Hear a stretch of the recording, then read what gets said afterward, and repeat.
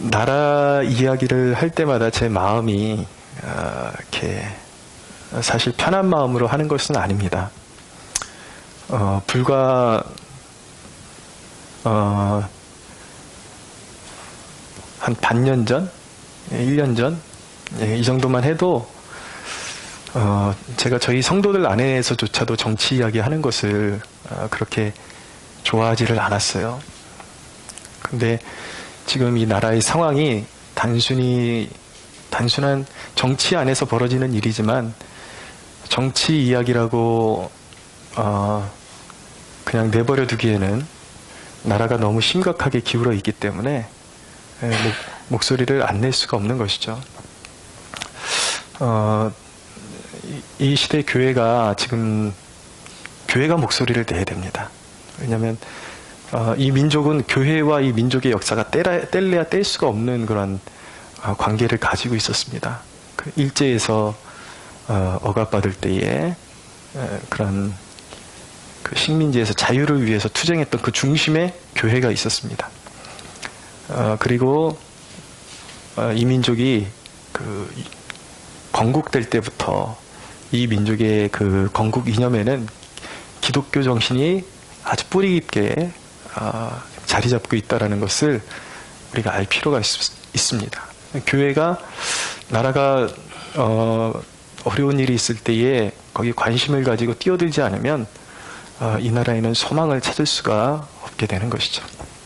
특별히 오늘 이 본문을 통해서 우리 시대의 그런 재판의 모습을 좀 살펴보고 이 나라의 재판관들과 그 권세자들을 향하신 하나님의 경고를 선포하려고 합니다. 자, 오늘 바울이 그 신문을 받게 되었습니다. 가이사랴에 와서 총독 벨릭스 앞에서 이제 재판을 받게 되었는데, 이 유대에서 유대인들을 대표하는 그 변호사 더들로라는 사람이 유대인 장로 몇 사람과 대제사장과 함께 가이사랴에 와서 바울을 고발하고 있는 것입니다. 바울을 고발하는 내용이 더들로가 바울을 고발하는 내용이 세 가지예요. 하나는 무엇이냐면 다니는 곳마다 유대인들을 소동케 만들었다. 그러니까 소란케 하고 소욕케 하고 건전하지 않은 그런 소동을 계속 일으켰다라는 것이고, 두 번째는 무엇이냐면 예수라는 이단을 전파하고 다닌다.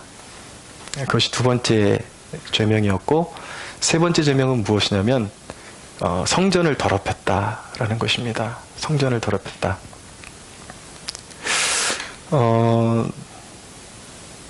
그런데 바울은 이들의 그 고소의 초점은 무엇이냐면, 이게 가만히 보면은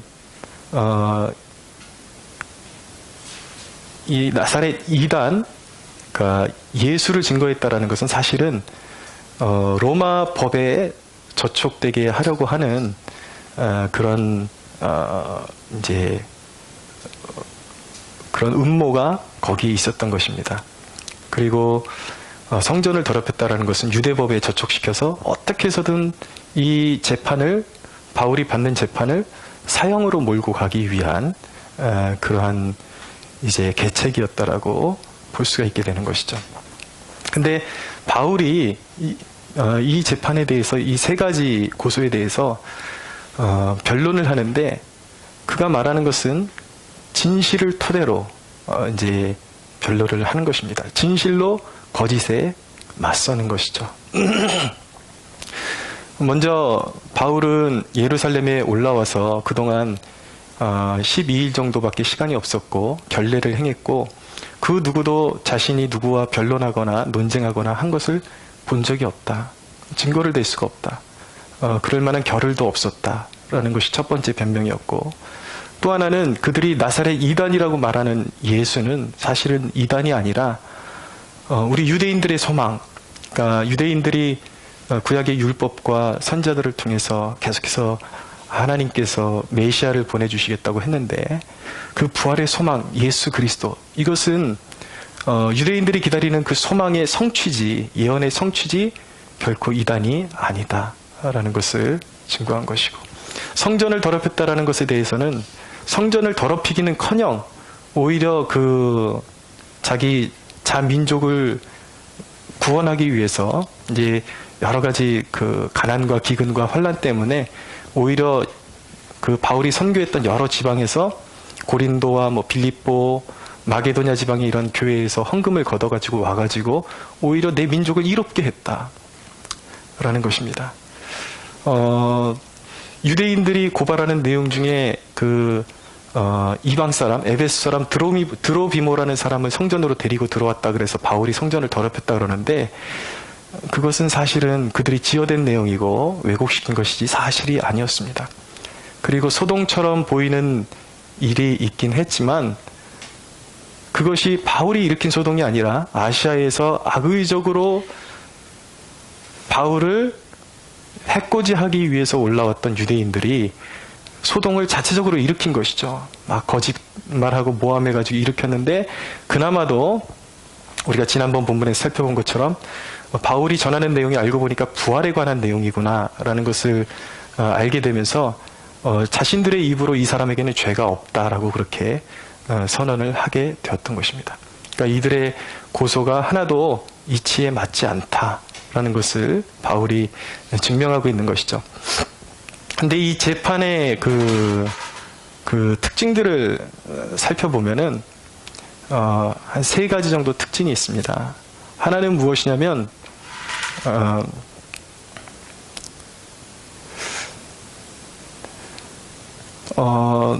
이 재판의 특징이 무엇이냐면 재판은 정직해야 되거든요. 그리고 사실적이어야 하는 것입니다. 그런데 이 유대의 그 고소를 맡은 그 더둘로가 와서 바울을 이제 고발하는데 정당하게 그 사실을 직시하면서 이야기하는 것이 아니라 이 총독의 마음을 사기 위해서 어그러진 말을 하고 이제 아첨을 합니다. 그 내용이 3절인데, 벨릭스 각하여 우리가 당신을 힘입어 태평을 누리고 또 이 민족이 당신의 선견으로 말미암아 여러 가지로 개선된 것을 우리가 어느 모양으로나 어느 곳에서나 크게 감사하나이다. 그러니까 자신들이 유리한 입장에 있다라는 것을 이용해서 이 총독의 마음을 사서 재판을 유리하게 결론을 내려고 하는 그런 온전치 않은 그런 짓을 하고 있는 것이죠. 사실은 벨릭스라는 총독은 이 사람이 말하는 것처럼 유대 민족을 개선시킨 사람이 아니라 유대 민족의 그런 어떤 시위나 이런 것들이 있을 때 너무 잔악하게 제압을 해가지고 유대인들에게 아주 악감정을 이제 가지고 감정을 샀던 그런 사람이었습니다. 그런데도 불구하고 그의 귀에 솔깃하고 듣기 좋은 말을 해서 재판에 영향을 끼치기 위해서 아첨을 하고 있는 것이죠. 두 번째 특징은 무엇이냐면 이 사실 자체가 아예 그런 일어나지 않았던 사건을 토대로 하고 있지는 않습니다. 그러나 문제는 뭐냐면 사건 그대로 말한 것이 아니라 이제 사건을 그대로 뒤집어서 있었던 사건을 뒤집어서 거짓으로 왜곡시키고 거짓 고소를 하고 있다라는 것이 문제인 것이죠.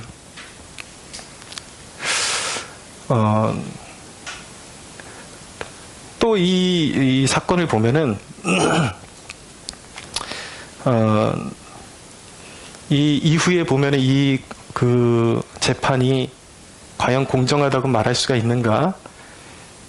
이 총독 벨릭스가 이 재판을 대하는 데에 아주 온전치 못한 모습으로 이 재판을 진행했다라는 것을 알게 됩니다.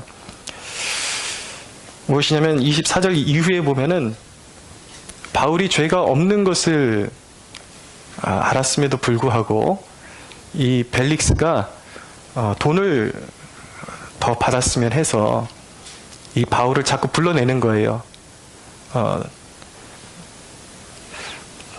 돈을 요구하고, 그리고 바울을 계속해서 가두어뒀던 이유는 무엇이냐면 유대인들의 환심을 사기 위해서 정치적인 그러한 자기의 입지를 굳히기 위해서 바울을 사용했던 것이죠.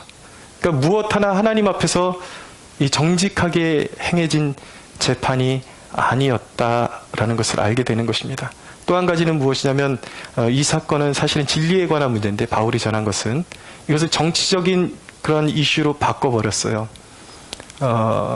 그래서 바울을 지금 죽이려고 하는 것이죠. 바울이 전하는 메시지 자체가, 바울이 존재하는 그 존재 자체가 유대인들의 그런 어떤 그런 정치적인 그런 입지를 자꾸 이렇게 갉아먹는, 빼앗는, 그래서 위협하는 세력으로 와닿았기 때문에 바울은 진리를 외쳤는데 그것을 정치적인 문제로 바꿔서 그를 죽이려고 하고 있는 것입니다. 오늘날 우리 교회의 모습이 참 안타깝습니다. 제가 페이스북 얘기를 설교 시간에 자주 드리는 이유는 무엇이냐면, 지금 이 페이스북을 통해서 전 세계가 이렇게 네트워크로 연결이 돼 있거든요. 특별히 이 자국 안에서도 이 페이스북의 영향력이 굉장합니다. 그래서 오늘날 살아가는 사람들이 어떤 인식을 가지고 살아가고 있고, 오늘날 신앙인들의 모습을 간파하려면은 페이스북을 떠나서는 말을 할 수가 없을 정도로 영향력이 있는 그런 소셜 네트워크라고 말씀드릴 수가 있습니다.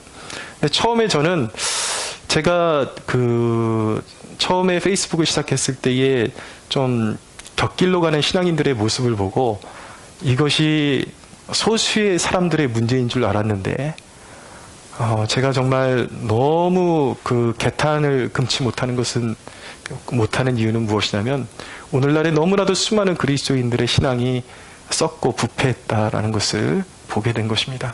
무엇이냐면,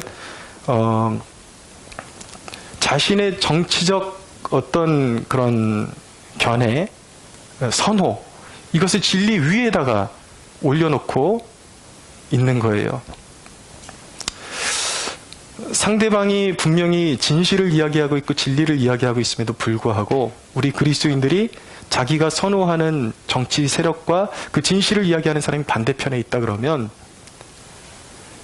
같은 그리스도인인데도 불구하고 이 사람은 짝퉁 그리스도인이라고 심하게 모욕을 주고, 이 사람에게 하지 않은 그런 일들을 뒤집어 씌워서 거짓말로 이 사람을 포장시켜버리고 씌워버리고 정치 세력과 함께 야합해서 하나가 돼서 이 사람을 완전 매장시켜버리고 죽여버리는, 가설이 아닙니다.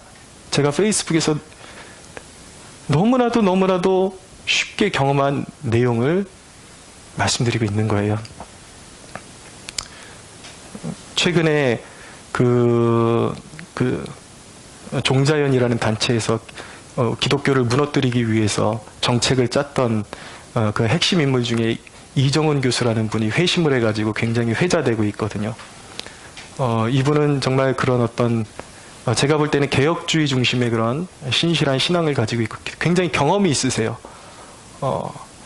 진짜 그 죄로 주님 앞에 엎드러졌던 그 감동이 있어가지고 늘 주님을 생각할 때마다, 간증하실 때마다 막 이렇게 주체를 못하고 울고, 그리고 자기가 짰던 그 정책이 지금 한국 사회 안에서 또 교회 안에서 막 이제 역사하기 시작하면서 교회가 무너지려고 하는 모습을 보면서 너무 안타까워가지고 간증을 하고 다니는데, 그런데 그를 제일 많이 공격하는 사람들이 누군지 아십니까? 이정훈 교수님 자기 입으로 말씀하신 게 그거예요. 세상 사람들이 공격하는 것은 이해하겠는데 왜 교회 안에 있는 사람들이, 그리스도인이라는 사람들이 자기를 공격하는 줄 알 줄 못하겠대요. 자기는 교회를 보호하고 있는 건데, 교회를 위해서 싸우고 있는 건데 자기를 공격하는 게 이해가 안 된다라는 것이죠. 수많은 목회자들, 이 진보 좌파 성향을 가진 목사들이 그가 자신들이 가진 그 정치적인 입지와 다른 이야기를 한다 그러니까, 그가 예수 믿는 것도 가짜라 그러고, 그가 하나님을 만난 것도 가짜라 그러고, 그가 이전에 활동해왔던 내용들도 다 가짜다, 그렇게 폄하를 하죠. 근데 다행스럽게도 이전에 그분이 활동하던 내역들이 다 사진으로 기록이 남아 있어서 그들이 빼도 박도 못하지만, 문제는 뭐냐면, 문제는 여기 있는 거예요. 아무리 사진을 갖다 들이밀고 증거 자료가 있어도 이 시대의 그런 어떤 정치의 영에 사로잡힌 그리스도인들은 소용없어요. 아무리 진실을 갖다 줘도 그냥 적인 것입니다. 우리 그리스도인들의 영적인 상태가 이래서 과연 되는 것인가? 이것이 과연 그들이 과연 섬기고 있는 존재는 예수 그리스도를 섬기고 있는 것인지, 아니면 거짓의 아비인 사단을 섬기고 있는 것인지 심하게 돌아봐야 하는 것입니다. 특별히 이 대목을 통해서 우리는 이 시대에 이 민족 가운데 이 재판이, 온전한 재판이 이루어지고 있는지 우리는 살펴볼 수가 있어야 하는 것입니다. 여러분, 지금 우리가 살아가는 이 나라의 그 재판의 실정은요, 어떤 죄목에 대한 객관적인 실체가 사라졌습니다. 어떤 분명한 죄에 해당되는 것을 저질러야 죄가 되는 것이 아니라, 지금 이 민족의 그 상황은 어떠냐면, 지금의 집권 세력에 반대되는 쪽에 있으면 무조건 죄가 되는 것입니다. 하나 다른 게 없는데 똑같은 일을 하고 있는데도 불구하고 이 집권 세력의 반대쪽에 있는 사람들이 한 행동은 다 죄가 되는 거예요. 보십시오. 지금 이전 그 권력에 있던, 몸담고 있었던 분들 가운데 지금 붙잡혀 들어가 있는 그 이유가 하나가 무엇이냐면 블랙리스트라는 것이 있죠. 예, 이 나라에는 사상의 자유가 있는데 왜 특별한 사상을 가진 사람들을 블랙리스트라는 것을 만들어 갖고 제약을 했느냐, 그래서 감옥에 들어가 있어요. 근데 정권이 바뀌자마자 지금 이 나라에서 일어난 일이 무엇인지 아십니까? 이 나라의 집권 세력에 긍정적인 목소리를 내지 않는 연예인들은 아예 사장돼 버리고, 그 반대 목소리를 내는 연예인들은 얼굴도 이제 들 수가 없는 시대가 되었습니다. 소신 있게 발언했던 뉴스 앵커들, 언론인들은 이제 다 좌천돼 버리고 이제 사라지게 되었습니다. 보십시오. 이전 대통령이 이제 삼성 총수를 개인적으로 면담한 것이 죄가 됐다 그래서 그것이 뇌물죄다, 직권남용이다, 이런 식으로 하는데, 이번에 평창 동계올림픽에 이 표가 이제 흥행하기 어려울 것 같으니까 지금 정권도 SK 회장 불러다가 이것들 좀 다 사고 도와달라고 그러는 거예요. 원래 어떤 나라가 어떤 사업을 추진할 때에 기업들을 불러다가 기업의 도움을 받는 것은 관행이었습니다. 근데 이전 정권들에서는 그런 일들이 죄가 되지 않았는데, 우리 바로 이전에 박근혜 정권 때부터는 그것이 죄가 되는 거예요. 여러분, 우리 이전 대통령이 지금 그 재판을 받고 있는데, 탄핵이 결정된 지가 2017년도 3월 10일이니까 벌써 1년이 다 돼가고 있습니다. 그런데 여러분, 1년이 다 돼가는데 그의 죄목 중에 어느 것 하나 시원하게 증거가 밝혀진 것이 아직도 아무것도 없습니다. 법에는 무죄 추정의 법칙이라는 것이 있습니다. 무엇이냐면, 죄가 명확하게 증인과 증거를 통해서 확정되지 않은 죄에 대해서는 무죄로 취급을 하는 거예요. 죄가 완전히 드러나기 전에는. 그래서 죄명이 확실히 드러나기 전에는 사실은 불구속 수사를 해야지 맞는 것입니다.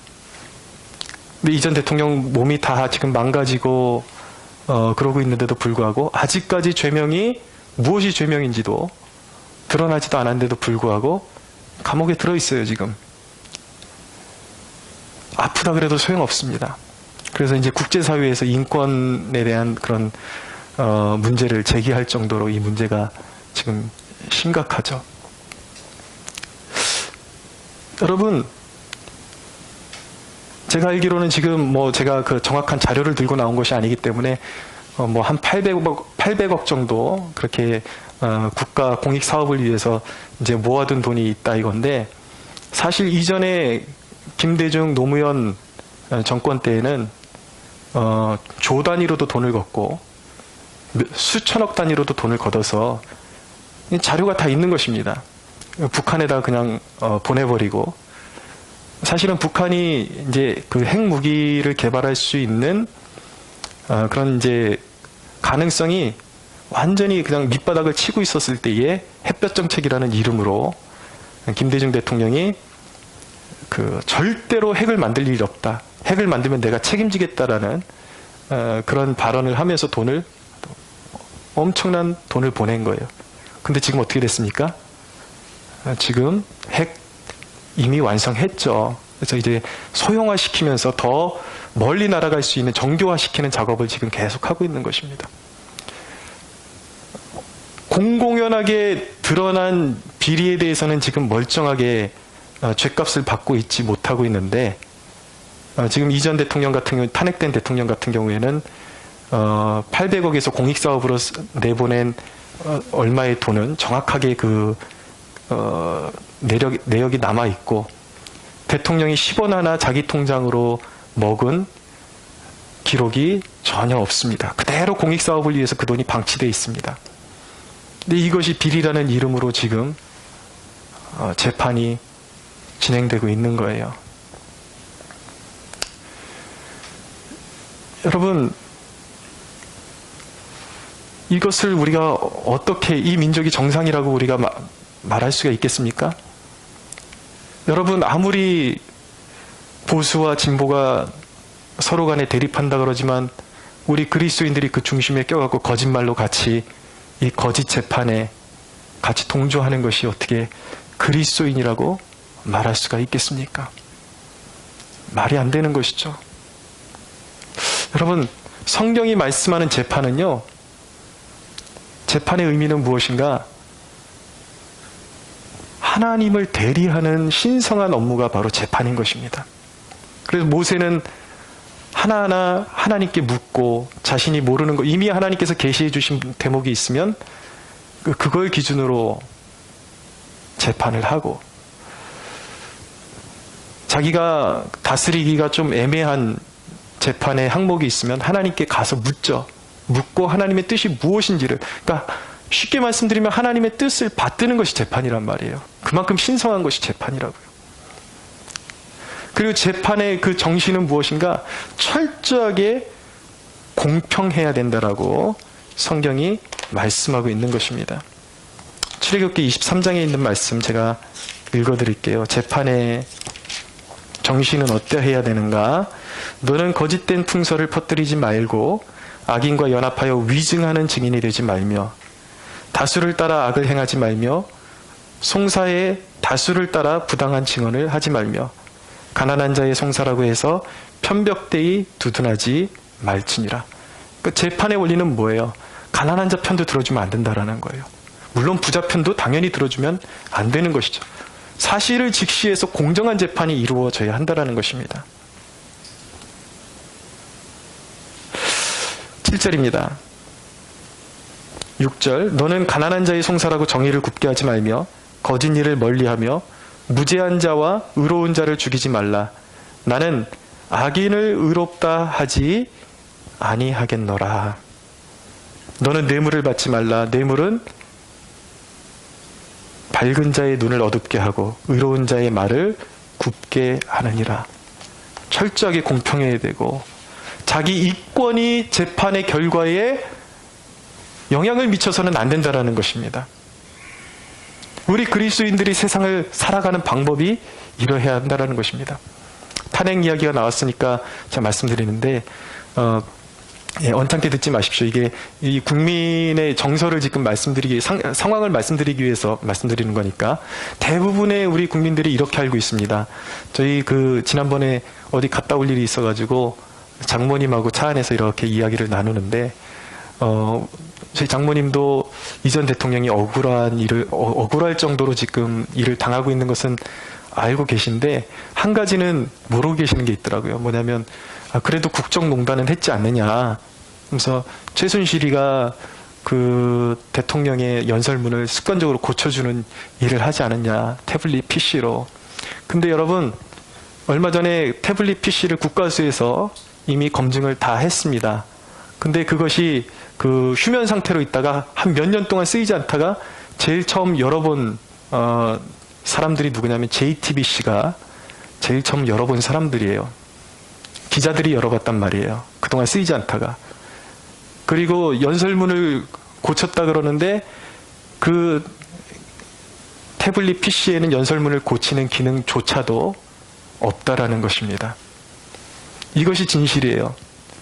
그래서 여러분, 제가 추측이 아니라 지어대는 말이 아니라 영상 자료가 다 남아 있어요. 국정감사에서 이제 탄핵 사건의 중심에서 수사를 했던 윤석열이라는 검사에게 당신 이거 아느냐? 어떻게 그 최순실이 대통령 연설문을 고치는 것이 그의 취미였다 그러는데 이 태블릿 PC에는 어떻게 연설문을 고치는 기능조차도 없냐? 당신이 그 중심에 있었는데 이거 알고 있느냐 그랬더니 뭐라고 대답하는지 아십니까? 잘 모르겠다고 대답합니다. 아니, 사람을 죄인으로 만들어 놓고 그 사건에 가장 중심 수사 세력에 있었던 사람이 그걸 모르면 누가 모른단 말이에요. 이것은 무엇을 반증하는 것입니까? 전제 자체가 거짓말이라는 거예요. 잘못됐다라는 것이죠. 여러분, 이 시대의 재판관들, 이 시대의 권세자들, 이런 식으로 나라를 이끌어가고 이런 식으로 재판을 계속해서 이어가면 하나님의 심판이 그들의 머리 위에 드리워져 있다는 것을 잊지 말아야 하는 것입니다. 반드시 하나님의 심판은 언젠가 쏟아지게 되어 있어요. 오늘 이 총독 벨릭스가 바울에게 설교를 듣고 두려움을 가지게 되었습니다. 의와 절제와 심판에 대한 메시지를 그가 듣고 두려워했다라고 말씀하고 있어요. 의가 무엇입니까? 하나님의 의, 예수 그리스도가 의예요. 예수 그리스도를 믿는 것이 하나님의 의인 것입니다. 할렐루야. 예수 그리스도의 계명을 이 땅 가운데서 실현하는 것이 그 의에 순종하는 것입니다. 그 이외의 것은 다 죄예요. 하나님의 계명에서 벗어나서 자기의 사욕을 위해서 권력을 사용하는 것들이 결코 하나님이 눈 감아주시지 않는다라는 것입니다. 의에서 벗어났기 때문에. 절제가 뭐예요? 사도 바울이 말씀하는 것은 무엇이냐면 이 세상의 외양은 다 지나간다라는 것입니다. 하나님이 주신 권세와 지위를 온당치 않게 사용하지 않으면 반드시 심판을 받게 된다라는 거예요. 이것을 왜 벨릭스에게 바울이 이야기했냐면 이 벨릭스라는 총독이 지금 이 유대 여자 두루실라라는 여인을 아내로 두고 있는데 이 여인이 몇 번째 아내냐면 3번째 아내예요. 아주 미인으로 소문났던 그런 여인이었습니다. 근데 그 여인을 얻기 위해서 자기의 이전에 있던 그런 배우자도 버리고 이미 남편이 있던 여자였는데 남편을 이제 협박하고 그래서 떼어내고 여자를 빼서 자기가 취한 것입니다. 이게 권세자들의 삶이 이렇단 말이에요. 하나님을 두려워할 줄 모르고 자기 권세를 가지고 헛된 재산을 모으고 재물을 모으고 쾌락을 즐기고 무엇이든지 갖고 싶은 게 있으면 내가 권세자이기 때문에 가질 수 있다. 그리고 내가 권세만 가질 수 있다면 나는 어느 편이든지 줄 설 수 있다. 이것을 하나님 앞에 내려놓고 절제하지 못하면 반드시 심판이 있으리라는 메시지였던 것입니다. 마지막으로 심판의 메시지. 당신들이 행하는 모든 불의에는 반드시 하나님의 심판이 들이우게 될 것이다. 마지막 날에 하나님께서 온 세상을 심판하시는 날에 특별히 하나님께서 특별 대우를 하시는 존재들이 있는데 바로 이런 재판관들, 왕들, 권세자들, 이런 권세자들이 결코 하나님의 눈에 피하지 못하고, 이 땅의 권세자들이 알아야 되는 것은 무엇이냐면 자신들이 최종적인 재판관이 아니라, 최종적인 권세자가 아니라 이 땅을 다스리는 진정한 재판장이 있고 진정한 권세자가 있음을 알아야 하는 것입니다. 할렐루야. 두려움을 가져야 되는 거예요. 그런데 이 땅의 권세자들이 그것을 인식하지 못하고 하나님 앞에 낮추지 못하면, 요한계시록에 보면 그들이 어떤 신세가 될 것이라고 말씀하고 있냐면, 그들은 너무 두려워서 사시나무 떨듯이 주님의 강림하심 앞에 두려워 떨게 될 것입니다. 하늘은 두루마리가 말리는 것 같이 떠나가고 각 산과 섬이 제자리에서 옮겨지매 땅의 임금들과 왕족들과 장군들과 부자들과 강한 자들과 모든 종과 자유인이 굴과 산들의 바위 틈에 숨어 산들과 바위에게 말하되 우리 위에 떨어져 보좌에 앉으신 이의 얼굴에서와 그 어린 양의 진노에서 우리를 가리라. 그들의 진노의 큰 날이 이르렀으니 누가 능히 서리요 하더라. 마지막 때 이 땅의 권세자들, 회개하지 않는 권세자들, 재판관들, 그들의 신세가 어떻게 될 것인가? 그들이 사람을 억울하게 하고 엉터리 재판을 했던 하나님이 그 모든 죄값을 찾으실 때 그들은 너무나도 두려워서 산들아 바위들아 내 위에 떨어져라. 내가 주님 앞에 서는 것보다 너희들한테 차라리 깔려 죽는 것이 나에게는, 내 영혼에게는 더 평안할 것 같구나 라는 그런 절규가 일어날 정도로 두려운 날이 그들에게 이를 것이라는 말씀인 것입니다.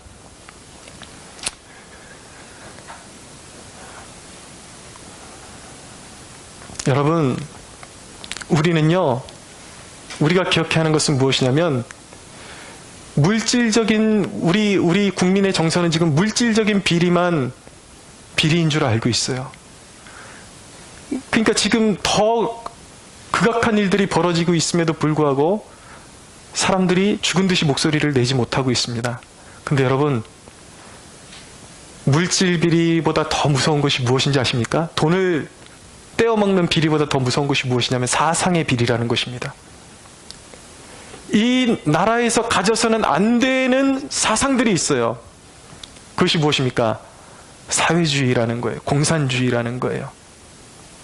그런데 여러분, 이 나라의 지금 정부의 가장 이 나라 정권을 이끌어가는 요직에 이전에 주사파에 몸담고 김일성을 찬양했던 그런 존재들이 요직을 차지하고 있습니다. 지금 여러분, 이 정부가 끌고 가는 그러한 통일은요, 우리 민족이 원래 바라는 그런 자유민주주의 가치의 평화통일이 아니에요. 연방제라는 통일을 선호하고 있는 것입니다. 그쪽으로 끌고 가고 있는 거예요. 연방제라는 그 통일론 자체가 누구에게서 나온 건지 아십니까? 김일성에게서 나온 거예요. 고려 연방제. 연방제가 되면은, 김정일 시대에는 연방제가 되면 어떻게 이 나라를 다스려야 할지까지 계획을 다 세워놨어요. 몇십만 명 정도는 그냥 탈출하게 내버려 두고 이 땅의 성직자들, 이 땅의 반역자들은 적어도 몇십만 명 정도는 다 처결을 해버린다라는 그런 플랜이 있는 것입니다.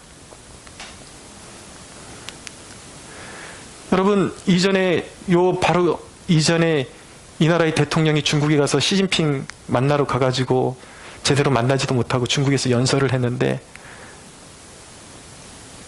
중국의 그 모택동이라는 이 지도자의 그런 문화혁명에, 공산당 혁명에 이 자유민주주의 국가의 대통령이 가서 한 말이 무엇이냐면, 이들의 공산당 혁명에 우리 대한민국의 청년도 함께 힘을 모았다라고 그렇게 자랑을 했습니다. 근데 여러분, 모택동이가 문화혁명하면서 죽어나간 사람이 몇 명인지 아십니까? 통계가 잡히지를 않아요. 여러분, 믿어지질 않을 거예요. 무려 3천만 명이나 육박하는 사람이 잔악하게 죽고 고문당하고 사형당하고 굶어 죽고 정책을 잘못해가지고, 토지제도를 잘못해가지고. 여러분, 이런 세력들에게 가가지고 우리나라 청년도 여기에 함께했다라고 자랑하는 대통령이 이 온전한 정신이라고 말할 수 있겠습니까? 그의 머릿속에 있는 것이 무엇입니까 도대체? 대한민국을 사랑하는 사람이라고 할 수 있겠습니까? 지금 나라 현실이 이렇단 말이에요. 지금 평창에 지금 동계올림픽이 준비되고 있는데 이제 우리나라 대한민국 국기도 사용하지 않겠다. 한민족 한반도기를 사용하겠다 그러는데 그거는 원래 연방제 때 사용하기 위한 그런 국기인 것입니다. 깃발이에요. 그것을 사용하겠다. 또 오늘 보니까 우리나라 이 나라 이름이 영어로 약자가 KOREA예요. K로 시작하는 거라고요. 대한민국은. 근데 CO로 시작하는 거는 COREA 이것은요 북한이 쓰는 표기예요.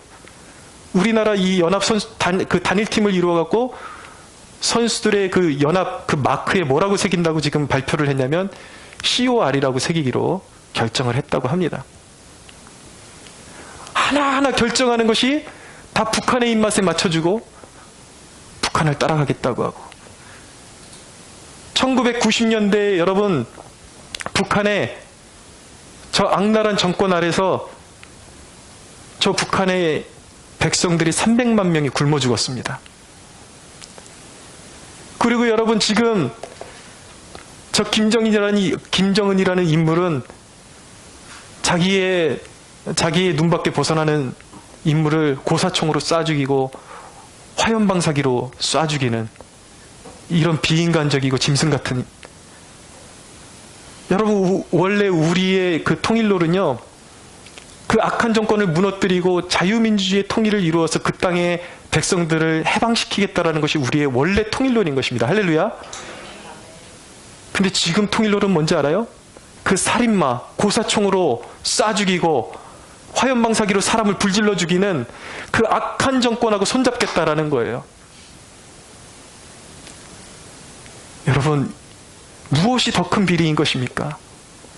우리 국민들이 우리 특별히 크리스천들이 이 악에서 이 어두움의 권세에서 이제는 이 어두움의 옷을 벗고 빛 가운데로 나와야 하는 것입니다. 할렐루야. 여러분 지금 이 나라가 이 사상적인 이 문제뿐만 아니라 이 성평등에 관한 이 적신호가 지금 들어와 있습니다. 여러분 GM이라는 이야기를 들어보셨습니까? 이게 젠더 메인스트림이라는 것인데 이런 거예요. 지금 이제 6월달이 되면은 헌법을 뜯어 고치겠다고 하는데 이 헌법에 가장 지금 우리 그리스도인들이 눈여겨봐야 되는 것은 두 가지인 것입니다. 하나는 무엇이냐면 우리나라 이 나라의 그런 어떤 정체성에 대해서 자유민주주의 국가다라는 이 국가 정체성에서 자유를 빼버린다라는 거예요. 또 하나는 무엇인지 아십니까? 이 성평등에 대한 이 조항을 넣겠다라는 것인데 그것이 단순히 성소수자를 보호하겠다라는 그런 의미가 아니라 그 성평등에 대한 이 조항이 헌법으로 개정되게 되면 나라에 어떤 변화가 일어나게 되는지 아십니까? 지금 하나님이 창조하신 성에는 딱 두 가지밖에 없는 거예요. 남자와 여자 창조 섭리가. 믿으시죠? 근데 여러분 이 젠더 혁신이 일어나면 남자와 여자 사이에 성이 몇 종류가 생긴지 아십니까? 지금까지 생긴 것만 해도 50종류가 넘는다고 하는 거예요. 남자와 여자의 중간, 중간에서 중간. 그래서 교회나 공공장소에서 어떤 사람을 지칭할 때 예를 들어서 신사분들에게 무엇을 요청합니다 그러면 여자들이 차별 대우받았다라고 걸릴 수 있는 거예요.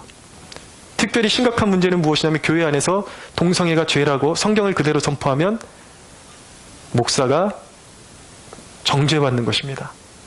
이 법이 통과된 나라에서는 동성애가 죄라고 선포하는 목사에 대해서 7년에서 12년을 구형할 수 있도록 그렇게 법이 제정되었습니다. 이게 여러분 먼 나라 동산 얘기가 아니에요. 영국에서 지금 벌어지고 있는 얘기예요. 영국에서 지금 아이들을 어떻게 가르치고 있는지 아십니까? 너는 너의 성을 선택할 자유가 있어. 네 마음에 네가 육신은 남자로 태어났지만 네 마음에 나는 여자인 것 같아. 그러면 너는 여자이면 되는 거야. 그럼 어떻게 되는지 알아요? 여자 목욕탕에 남자가 들어와도 소리 질러도 소용없어요. 왜 소리 지르냐는 거죠. 난 여자의 마음을 가지고 있다라면 끝인 거예요. 이런 미친 세대가 오고 있다라는 것입니다. 여러분, 지금 영국이 어디까지 가신지 아십니까? 이런 차별, 이런 엇나간, 이런 부패하고 타락한 이런 법제도가 정해지는 것에 대해서 가장 반발하는 사람들이 누구일까요? 신실한 그리스도인이겠죠. 그래서 그들의 공문서에는 뭐라고 표기되어 있냐면 기독교에 헌신된 사람이라고 표기되어 있는 것이 아니라 기독교에 또는 예수에 감염된 사람들이다. 그래서 이 사람들은 치유가 필요하다. 그래서 점점 국가적인 그러한 탄압, 제재 이런 것들이 심하게 이제 들어오게 되는 거예요. 여러분, 그러면 이런 상황이 어디까지 가게 되는 것이냐면, 이 문제가 왜 이것이 심각하냐면 이것이 결국 가정을 해체해버리고 그 메인 타겟은 누구인가? 교회가 메인 타겟이 되는 것입니다. 영국 교회가 그것을 속수무책으로 받아들이더니 어떻게 됐습니까? 교회가 다 무너졌습니다. 거룩한 교회가 나이트클럽으로 변화되고 이슬람 사원, 불교 사원으로 다 변화되고 교회가 맥을 묻히고 교회가 진리를 타협하고 사회의 흐름에 메시지를 맞춰가니까 거기서 성령은 떠나가시는 거예요. 교회의 역할을 감당하지 못하게 되는 것입니다. 사랑하는 여러분, 깨어나야 하는 것입니다. 할렐루야. 여러분,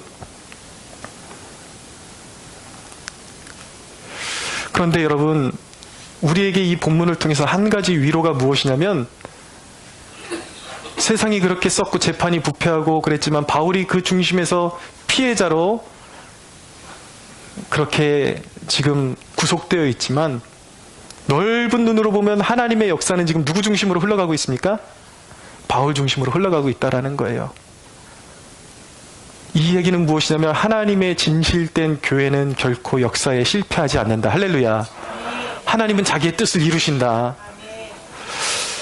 그러나 여러분, 알아둬야 하는 것은 무엇이냐면 지금 이 벨릭스의 부패, 이 유대인들의 부패가 결국 이 온당치 못한 재판을 통해서 어디로 바울을 몰고 가냐면 로마의 가이사의 법정으로 올라가서 로마의 최고 통치자에게까지 복음이 증거될 수 있도록 그렇게 밀어내는 역할을 하고 있는 거예요. 악인들이 들고 뛰어도, 날고 뛰어도 결국 하나님의 뜻을 이루는 종노릇밖에는 할 수 없는 것입니다. 할렐루야. 그러나 분명한 것은 그들이 악을 행하고 부패한 재판을 행함으로 말미암아 하나님의 뜻에 그들이 유익을 끼쳤다 할지라도 그들의 악이 선으로 둔갑할 수 있는가? 그렇지 않다라는 거예요. 하나님은 분명히 그들이 행한 대로 심판을 갚으신다라고 성경으로 말씀하고 있는 것입니다. 할렐루야. 그러므로 여러분, 지금 우리가 서 있는 이 시대는요, 교회의 분기점이라고 볼 수 있어야 돼요. 참 교회에 설 것이냐, 거짓된 교회에 설 것이냐. 이 설교를 듣는 우리 성도 여러분, 혹시라도 듣게 되는, 영상으로 듣게 되는 성도 여러분, 깨어나십시오. 참된 교회는 영원히 서게 될 것입니다. 교회는 망하지 않아요. 그것이 하나님의 역사의 스토리예요. 하나님이 정하신 스토리예요. 할렐루야.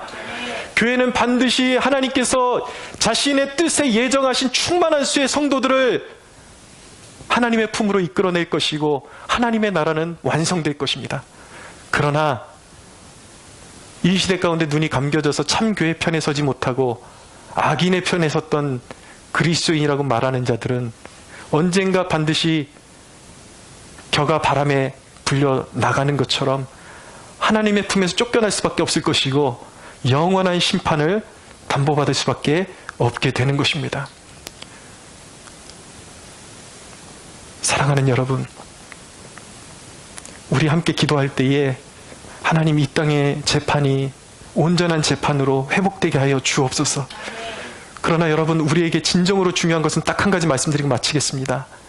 우리에게 진실로 중요한 것은 무엇인지 아십니까? 복음을 증거하는 거예요. 지금 우리 시점에 필요하면 이 시점 가운데 우리가 나라를 빼앗기지 않으려면 시위가 필요하면 여러분 적극적으로 참여하셔야 돼요. 그러나 우리가 본질을 놓쳐서는 안 돼요. 세상을 진정으로 변화시킬 수 있는 유일한 길은 무엇입니까? 이 사도 바울을 보십시오. 사도 바울이 지금 걸어가고 있는 발걸음은 뭐예요? 순전한 복음으로 세상을 변화시키는 그 길을 걸어가고 있는 것입니다. 우리의 자녀들에게 복음을 가르쳐야 돼요. 할렐루야!